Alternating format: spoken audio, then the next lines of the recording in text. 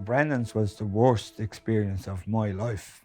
The way I think of it is I probably spent 7 years in the hospital and probably another 3 or 4 in hospital, probably even another 5 or 6 in hospital.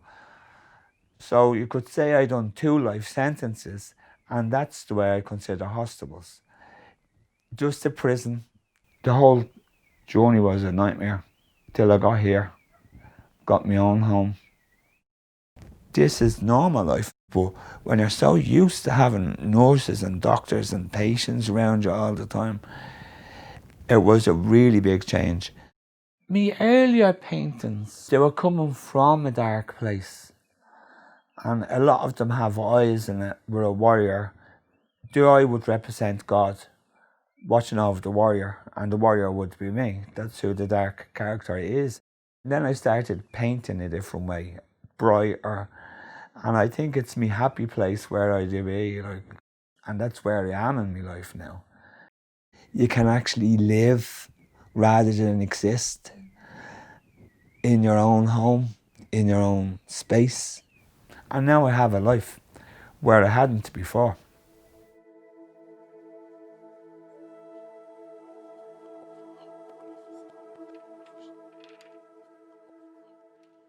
Bernie, she's a very, very outgoing, bubbly personality.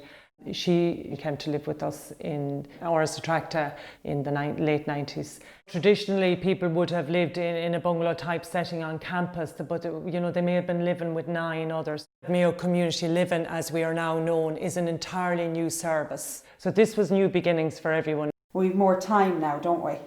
Because there's only 3 people living here. We can have a much better life, don't we? Doing the things we want to do. Did you tell them about your job down? My job downtown, down Prison Paul. Yeah, what do you do down there? Iron the clothes. And you do arrange them on the hangers. I go swimming world. And you're going to Slimming World once a week downtown here, yeah. When do we have our house meetings? Thursday. Yeah, Thursday or Friday usually, don't we? In ours, the meals would have come down cooked from a catering department. So now we sit down once a week and we plan out, don't we, our menu for the week. And then each week one of them goes down with us to do the shop. And post office, we do post office. We do, we go to the post office and we post cards to family and stuff, and we lodge money in the post office. Book your saving, might go on a holiday yet. Bernie has even participated in the cooking that's involved in that. She's really availing of everything in the community, and she loves meeting new people and telling them her news.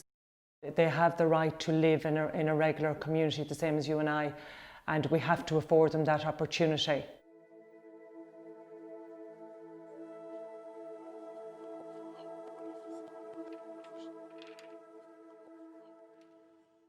My husband, Joe, is suffering from dementia. He's an outgoing person.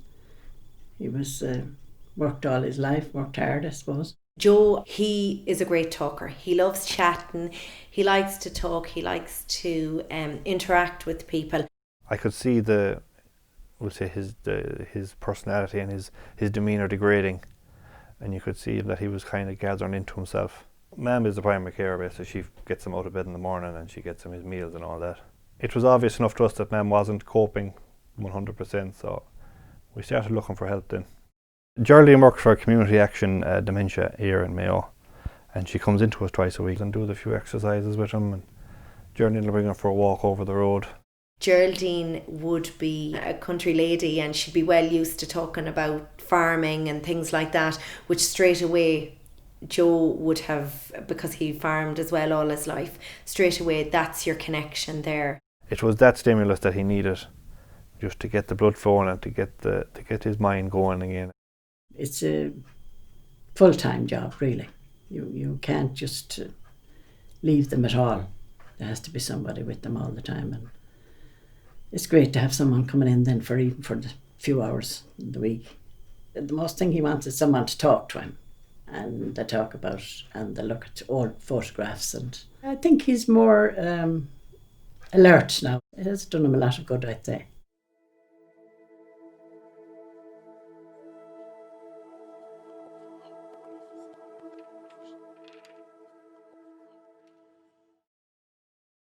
I live in my own apartment.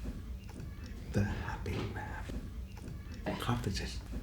Mark's quality of life, it would have been poor. Living in institutional care where you didn't really have a choice of your food, you didn't really have a choice if you could shower every day, of what activities you could do or where you could go. The Finn hospital is very disturbing.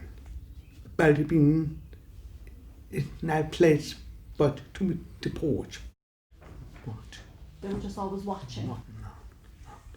I did not have any freedom. It was just an amazing thing to see, like someone that appeared to me so independent didn't have access to a bank account. All of the meals are delivered in QUINN, so no one cooked out there.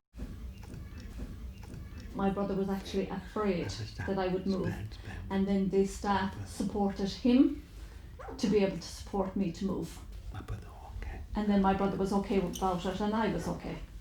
Mark, obviously learning how to cook was amazing.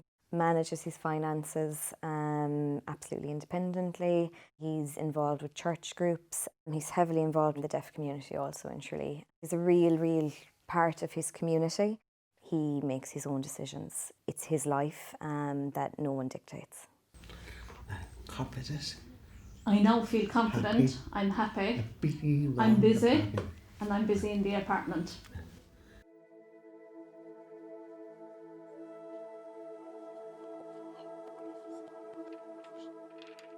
Before I came into a hospital, I never thought I was going to get through all those years, you know.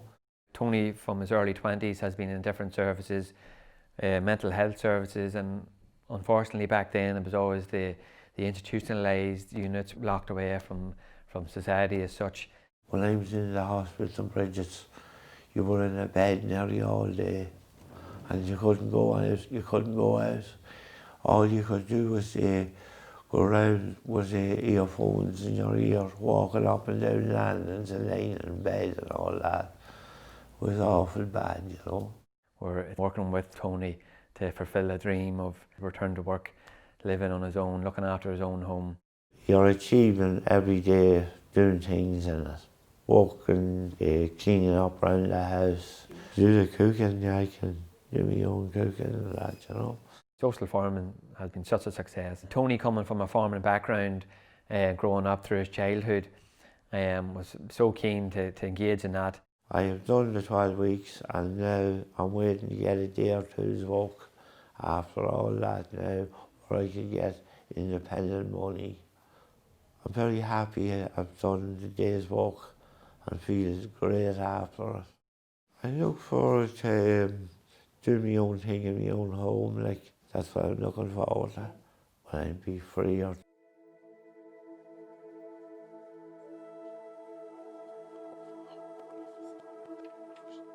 My mum's a very caring, loving person. She'd always have people's best interests at heart. She was great for giving us advice. Everybody looked up to her. Our life kind of changed from 2012. It was like as if something just switched off, particularly in looking after the house. And I always loved it, but I did notice, like for a good few years, that I'd think about it, but I wouldn't follow through to do it. My mum's GP had referred her to the consultant, and he ran a geriatric test. And he sat me down and he said, right, I think your mum may have dementia, that basically she shouldn't be living at home. She should be in a nursing home. This was all based on this one test. He'd never met my mum before. I felt quite hurt and alone at that moment because I didn't know where to go from there. My mum's GP then advised her to go to see a consultant in Blanchardstown Hospital. A nursing home was not mentioned at any point. It was basically, where do we go from here? That was their attention. They're all trained there in that unit to look after people like me. Everything is tailored for you. I did a driving test again last year. I only use it up to go around to the shop, literally. I just like the independence. To be quite honest, if I had put my mum in a nursing home, she would not be here today. Without a doubt, I know for a fact she would have been long gone. And now she's continuing to enjoy her life and enjoy her grandchildren.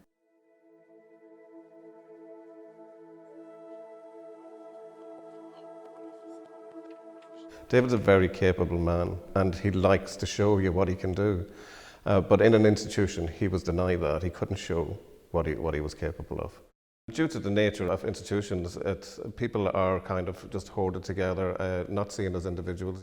David lived in Drumcar since 2001, was it, David? Yeah, he was, yeah. Yeah, and we've moved out here now. There's only 4 residents. We visited this house numerous occasions before we actually moved into it. David came out and he picked his room and he was excited. It's exciting, yeah. As I said, David's very, independent, and he enjoys going out and meeting people in the local community and participating in stuff. He's big into the local GAA club now, and he's going for pints in the local pub and bowling, yeah. In the institution, you were warm, you were fed. Like, you couldn't say that you weren't. People cared about you, but the essence of life was missing. When he was in Drumcar, the food came up prepared to what he's at now, preparing the dinner for himself and the other residents in the house. So it's a big change for him. Yeah, we can see him kind of thriving more out here and kind of reaching to his full potential.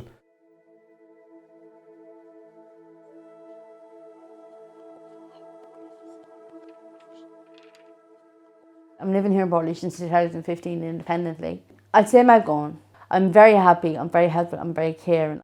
When I am sick, I wouldn't wish it on my worst enemy. Annie's great. She's my older sister, she always looked out for me. She got dealt a bad hand, but she's doing her best with it. I mean, she's had a long few years, full of ups and downs, like in and out of hospital.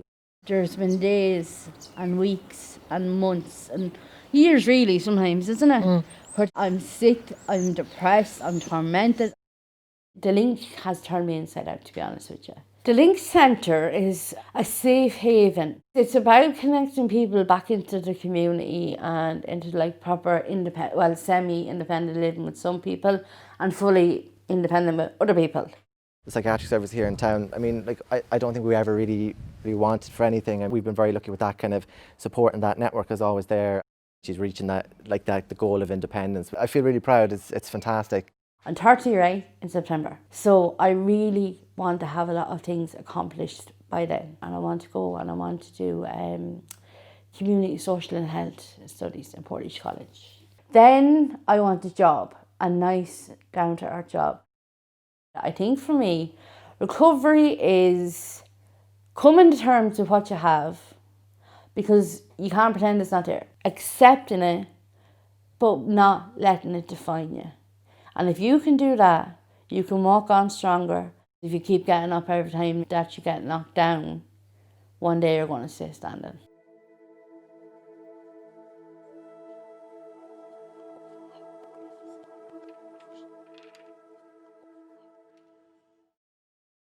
John is very easy to get on with. He has a wicked sense of humour. Bit of a lovable character, actually. John would be in St Raphael's for the best part of over 30 years. It's kind of a hard thing to say that it served its purpose.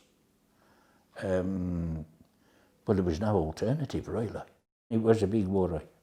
And the older you get, the more you think, if you're not around, how's he going to cope? The difference between coming here now is a big, big difference. I never thought it could happen. There's been just a massive change. He's his own person, which he has never been for such a long time, really.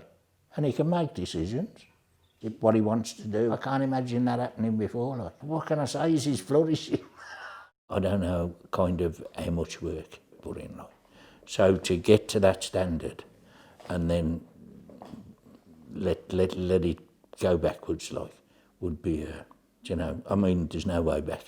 It's just like coming out of a winter, and a long winter, and just coming out into a bit of sunlight.